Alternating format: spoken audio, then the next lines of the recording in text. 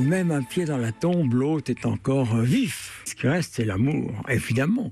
Au moment où on va quitter cette vallée de roses et de larmes, vous pensez que la carrière, les honneurs, même les projets, les ambitions, même les plus élevés, tout ça va disparaître d'un seul coup.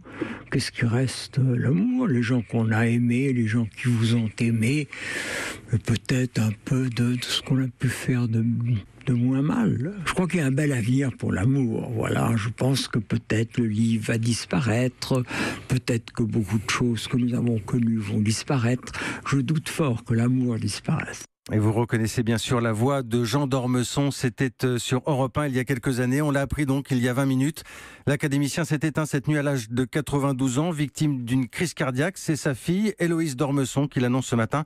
Je la cite, « Il a toujours dit qu'il partirait sans avoir tout dit. Et c'est aujourd'hui. Il nous laisse de merveilleux livres. » Avec nous en studio, Thierry Geffretin, pour nous parler de Jean d'Ormesson. Je dirais malgré tout que cette vie fut belle. C'était le titre de l'un de ses derniers ouvrages. Absolument, Jean-Philippe. Conteur et conte. Aristocrate, amoureux des mots, amoureux des femmes, évidemment. Comment ont-elles pu lui résister avec des yeux si bleus, si pétillants, ces yeux qui souriaient souvent, le symbole éclatant de sa passion pour la vie. Jean d'Ormesson, c'est une jeunesse inusable. À 13 ans, il est déjà gaulliste et trace des croix de Lorraine sur les murs de Clermont-Ferrand. Normal Sup à 19 ans, il en est le plus jeune élève, le plus jeune aussi à l'Académie française. Il y entre en 1973 à 48 ans. Jean Do, un homme épatant. Épatant, voilà un adjectif qu'il ne se privait pas d'utiliser. Jeune auteur de théâtre à 87 ans, avec La Conversation, où il met en scène Bonaparte et Cambacérès.